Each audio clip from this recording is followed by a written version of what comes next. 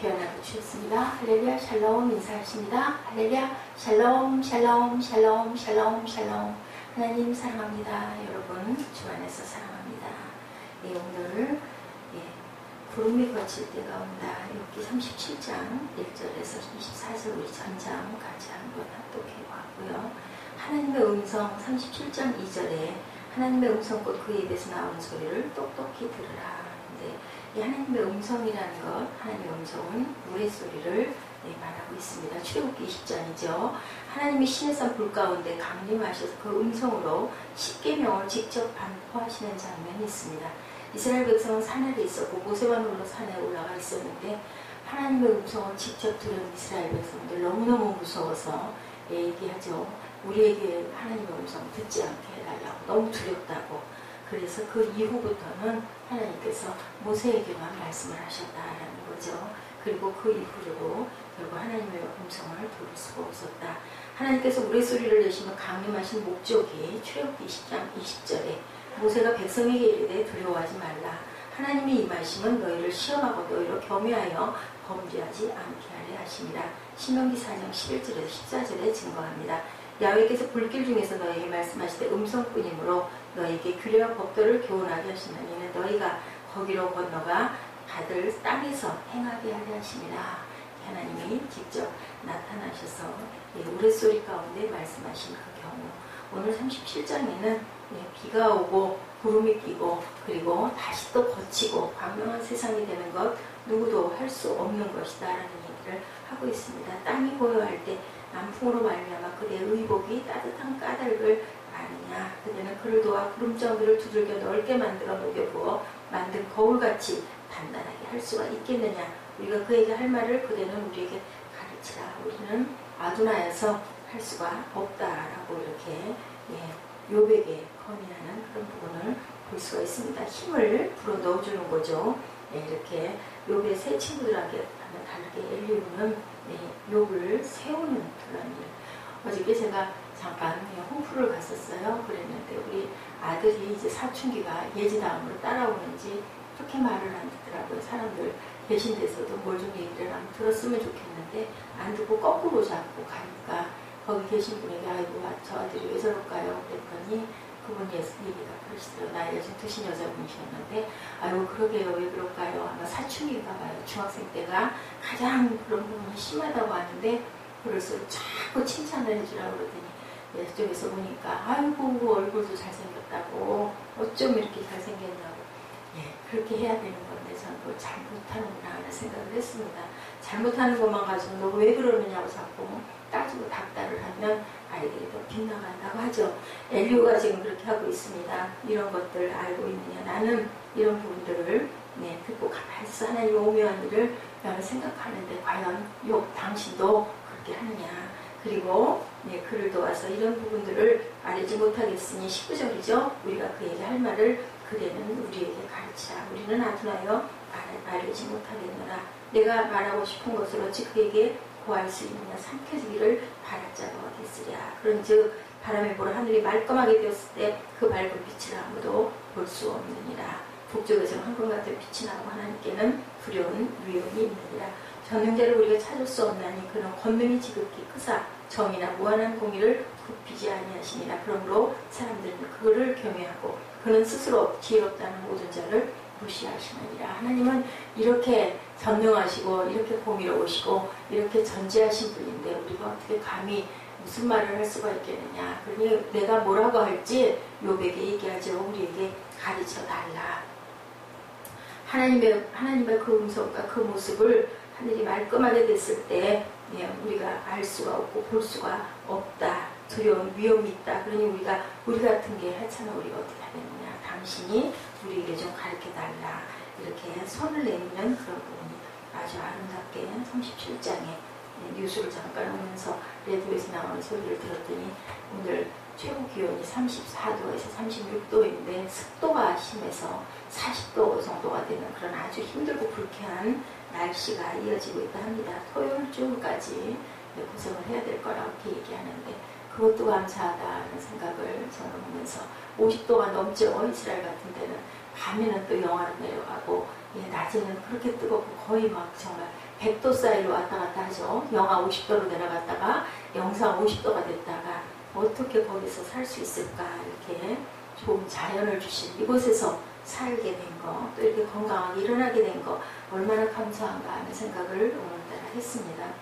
사람이 돌아갈 때가 되면은 모든 것들이 다 그 감동으로 온다고 그래요. 감사하고 기쁘고 그리고 귀하고 그러다 보니 더 세월이 살같이 지나간다라는 얘기들을 합니다. 왜냐하면 아쉽기 때문에. 그죠? 어린 날은 어때요? 빨리 컸으면 좋겠고 초등학교 때는 얼른 중학생 됐으면 좋겠고 중학교 가고 나면 고등학교 들어가면 대학생 돼서 아주 멋지게 치장하고 다녔으면 좋겠고 그때가 되면 또 좋은 짝을 만나서 이쁜 애기도 낳고 잘 살고 싶은 그런 마음들이 가는데 어느 사이에 또 어느 시점이 되면 그 젊은 시절에 자유했던 그 처녀 시절 막 그립죠.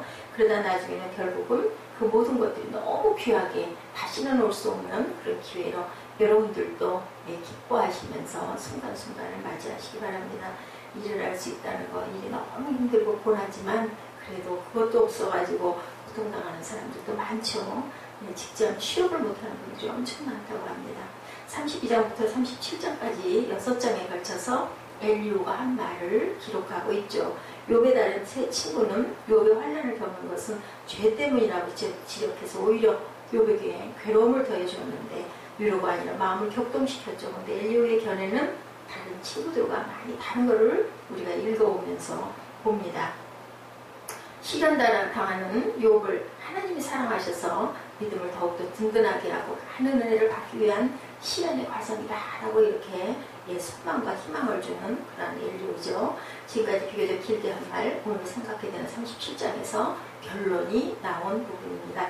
엘리후는 천체와 기상의 모든 변화 속에 나타난 하나님의 놀라우신 능력을 계속 37장에는 자연에 대한 것을 찬양하고 있습니다. 우리는 할 수 있는 것 할렐루야 아멘.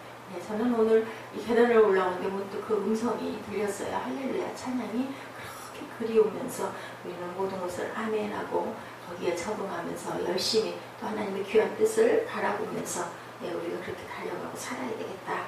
하나님의 오묘하고 깊은 그 마음과 뜻을 사람의 생각과 높이와 깊이가 다른데 우리가 어떻게 감히 알겠사옵나이까. 그래서 저희는 하나님을 찬양하고 아멘하고 순종하는 것밖에 없습니다. 그런 생각이 그런 마음이 참 영이신 성령이 얼마나 감사한지 하는 생각이 들었어요. 오늘 본문 1절에서 5절까지 천둥과 번개에 대해서 말씀하죠. 천둥과 번개는 함께 일어나는데 하나는 귀에 들리고 하나는 눈에 보인다는 겁니다.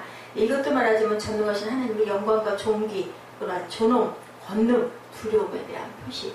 번개 번쩍 치면 그냥 깜짝 놀라잖아요. 천둥 우르릉 꽝 하면 그냥 아이들 깜짝 놀라서 엄마 하고 달려오죠. 저도 어렸을 때 그랬던 기억이 나요. 뭐 어떻게 되는 것도 아닌데 막 두렵고 무서워요. 막 숨고 싶고. 그게 뭘까요? 우리 마음에 하나님을 두려워하는 마음. 그 모든 자연의 모든 것들이 그냥 일어나는 것은 없는데 우리 그 상공에 떠 있는 모든 그 습기들이 막 모여가지고 그것이 같이 부딪혀서 소리가 난다 하긴 하지만 그것의 시작을 누가 만드셨을까? 하나님이죠. 자연은 자연의 원인과 결과가 있다고 하죠. 번개와 천둥에는 창조주 하나님께서 잠자고 있는 인간 세계를 깜짝 놀라게 하며 각성시켜서 그들 인간 위에 하나님 계시다는 사실을 깨닫게 하시려는 의도가 있다라는 것을 우리가 생각해보고 우리가 두렵다 보면은 어때요? 막 내가 뭐 잘못한 건 없을까 막 생각하게 되고 아이고 이러다가 무슨 일이 나면 번개가 치고 벼락을 맞기도 한다는데 막 이런 생각도 하고 특히나 비 와가지고 우산 쓰고 저희들 가다가 막 번개 치면은 우산 끝에 그 쇠도 번개를 맞을 수가 있다는데 그 놀랐던 그런 어린 시절 생각이 납니다. 우리는 하늘 아래에 있는 사람들이고 모든 일들은 하나님께서 우리가 할 수 있는 일 바깥의 일들이 거의 모두 다 이다라는 생각. 눈과 귀는 두 개의 배우는 감각기관이죠. 눈으로 보아서 배우고 귀로 들어서 배웁니다. 우리가 눈으로 자연을 바라보고 산과들과 나무와 숲과 꽃과 열매를 바라보고 하나님의 섭리와 조화 그리고 아름다운 솜씨를 우리는 찬양하게 되죠. 그걸 느끼고 깊이 저희가 받아들였을 때 신의 산 위에서도 그랬듯 이들 천둥과 번개는 주님의 그 경외심을 끌기에 적당한 하나님이 우리에게 깜짝 긴장하게 하는 그런 우리. 그래서 신의 산에 주님의 음성이 천둥과 번개 속에서 같이 나타났다가 백성들이 너무 두려워해서 그 이후로는 모세와 지도자들에게만 나타났다라고 증거하죠. 엘리야가 천둥과 번개 가운데 나타나신 하나님의 영광에 얼마나 영향을 받고 있고 그것들을 가지고 욥을 감동시키기 위하여 쓴 것을 엘리야가 그 애를 쓰고 있는 우리가 봅니다. 나로서는 내 마음이 그로 인하여 떨린다. 내가 비록 자주 천둥 소리를 듣고 번개를 흐리고 왔음에도 아직 여전히 그것들은 내게 두렵고 나의 온 마디가 떨리도록 만들어 내 마음은 마치 자기 처소에서 떠날 듯이 고동을 친다라고 이렇게 표현합니다. 소돔과 고모라가 하늘에서 내려오는 불에 의해 망했다. 다른 말로 말하면요, 벼락에 맞아 망했다라는 거예요. 하나님이 이 죄 많은 세상에 대해서 무엇을 하실 수가 있을까? 마지막 날에 예비해 두신 불에 의해서 어떻게 행하시라는 것 우리에게 미리 알려주는 본보기라고 우리가 생각을 하고 깊이 묵상을 해야 됩니다. 본문 2절에 엘리야도 욥에게 하나님의 음성 그 입에서 나오는 소리를 들으라 하죠. 시편 29편 3절에 야훼의 소리가 물 위에 있도다. 영광의 하나님의 뇌성을 바라시니 야훼는 많은 물 위에 계시도다. 뇌성을 야훼의 소리라고 이렇게 표현합니다. 하나님의 음성, 하나님의 소리입니다. 그 말씀에 병력이라고 그 말씀은 말해주고 있죠. 뇌성이 울리면 온 하늘 아래 퍼져 원근에 들리죠. 마찬가지로 하늘에서부터 내려오는 경보는 온 땅에 퍼진다. 3, 4절에 그 소리를 천하에 퍼치시며 번갯빛을 땅 끝까지 이르게 하시고 그 후에 음성을 바라시며 위험에 울리는 음성을 내시고 그 음성이 들릴 때 번갯빛을 금치 않으시니라 라고 이렇게 말하죠. 하나님은 놀라운 음성을 내신다. 우리가 헤아릴 수 없는 큰 일을 행하신다. 천둥을 하나님의 위험의 소리. 시편 68편 33절 주께서 그 소리를 바라시니 웅장한 소리로다. 하나님은 번갯빛을 금치 아니하시죠. 그것을 막거나 억제할 필요가 없으십니다. 보통 천둥 후에는 소나기가 따라오죠. 하나님은 우리가 이렇게 미처 깨닫지 못하게 위대하시고 이해할 수 없는 분이다. 하나님이 펴시는 성이 우리의 반대나 대항이 문제가 되지 않아요. 우리가 아무리 어떻게 해도 하나님께서는 그 섭리대로 가시죠. 6절에 눈을 명하여 땅에 내리라 하시며 적은 비와 큰 비도 그같이 내게 하시느니라. 겨울에는 눈을 명하여 땅에 내리라. 눈이 어디에서 내리게 하시고 얼마를 내리게 하시고 얼마 동안 쌓게 하는지 그 모든 것도 하나님의 권한 안에 있다. 우리가 그 자연을 우리가 어떻게 극복할 수 있는 방법은 없습니다. 거기에 적응해 순응해 가는 수밖에 없죠. 여름도 감사하고 겨울도 감사하고 여름이 뜨거울 때는 가을에 산들바람, 특히 우리나라 같은 경우에는 그것을 사모하게 됩니다. 빛이 있으라 해서 우주를 창조하신 하나님께서 눈을 명하여 땅에 내리라. 말과 행동은 우리 인간에게 다른 사항이지만 하나님께서는 말씀이 곧 그것이 실행이라는 것을 깨닫습니다. 그가 말씀하시면 그가 원하시는 대로 작은 비가 내리고 큰 비가 쏟아지기도 한다. 봄에 땅을 적시는 가는 비도 내리게 하시지만 온 땅을 휩쓸고 가는 큰 비도 내리게 하시고 이 모든 것이 하나님의 전권이다. 7절에 그가 각 사람의 손을 봉하시나니 그 폭설로 추운 날씨로 우리의 손을 또한 봉하십니다. 사람의 손을 묶어놓죠. 아무것도 할 수가 없습니다. 그런데 그것을 곰곰이 생각해 하나님께 영광을 돌려야 되고 눈이 와서 일을 할 수 없을 때는 쉬라고 하나님께서 쉬고 하나님 묵상하라고 주시는구나. 비가 많이 쏟아질 때도 역시 땅에 비가 필요하기도 하고 다 쓸어내릴 때도 적당히 쓸어내림이 필요한 거구나 라고 우리 이렇게 생각을 해야 되겠죠. 바깥 출입을 할 수 없다면 하나님 말씀 펴놓고 읽고 그리고 하나님과 교통하는 시간 가져야 되겠죠. 9절에 남방 밀실에서는 광풍이 이르고 북방에서는 찬 기운이 이르며 홍수 이후에 하나님의 약속에 따라 땅에서는 더위와 추위가 계속된다. 태양의 그 지역이 상황이 달라지기도 하고 남극이나 북극은 추위가 가장 심하고 반대로 적도 근처에는 더위가 심합니다. 더운 공기는 위로 올라가고 반면에 극지대의 찬 공기는 그 자리를 채우기 위해서 내려오죠.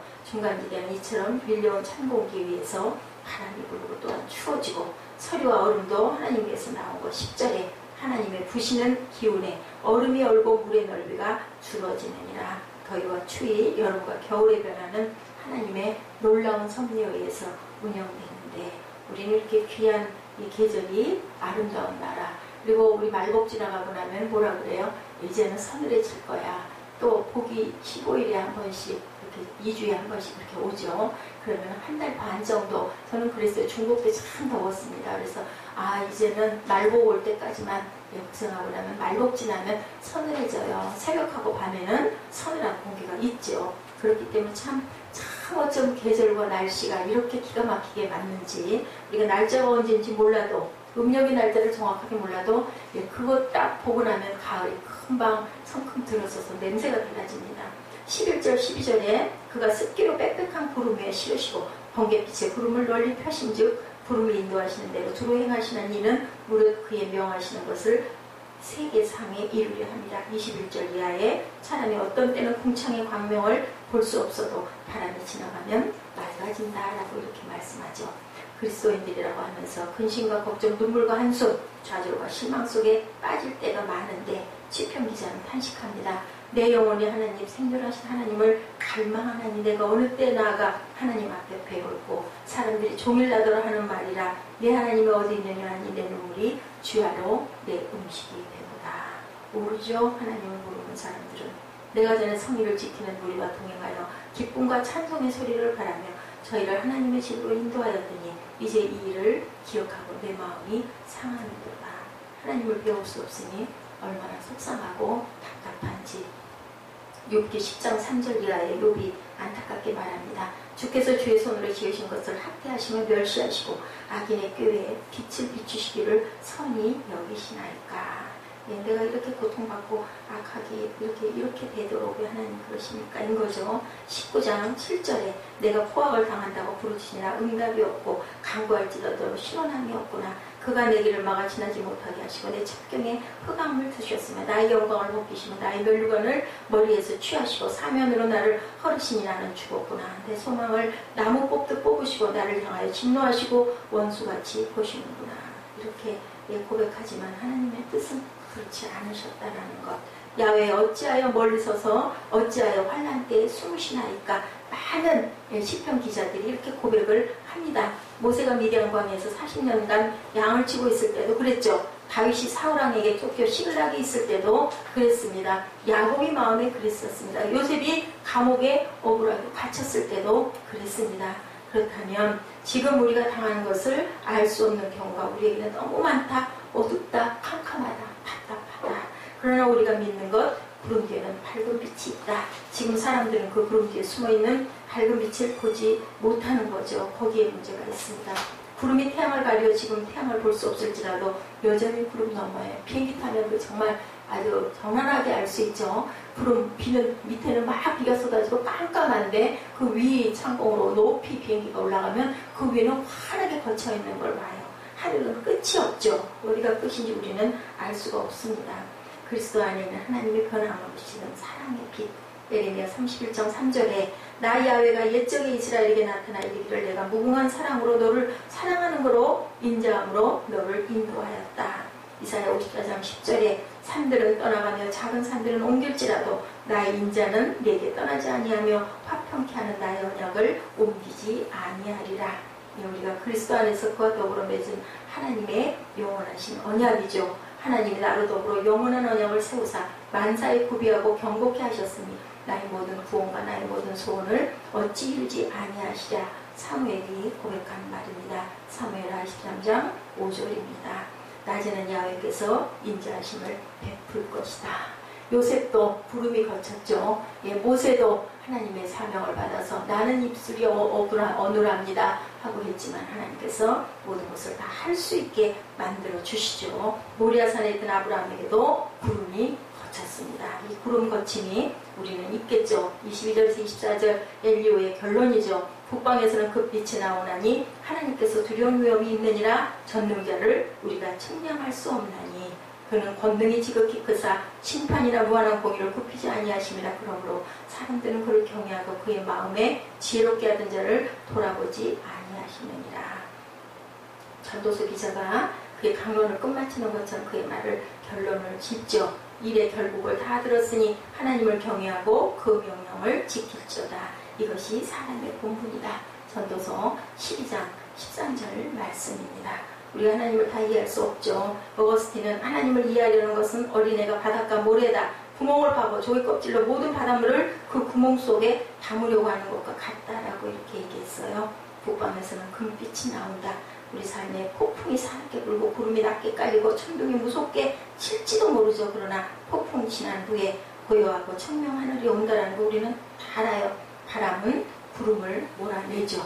살을 내리는 듯한 추위를 가져다주는 북풍처럼 성도에게는 고난이 옵니다. 그러나 그 북풍 지나가죠. 통곡이 하룻밤 동안 지속될지 모르지만 지나가고 나오면 아침에 기쁨의 광명이 온다라는 것. 우리는 눈물로 항상 씨를 뿌려요. 그러나 기쁨으로 밤을 거둔다는 걸 압니다. 하나님을 경외하고 먹구름이 거칠 때 오는 것을 기다리고 낙심하지 말고 포기하지 않는 저와 여러분 되셔서 권능으로 다시 한번 주님의 성령에 의지하여 일어나는 귀한 하루 되시기를 주님의 이름으로 축복합니다. 기도하시겠습니다.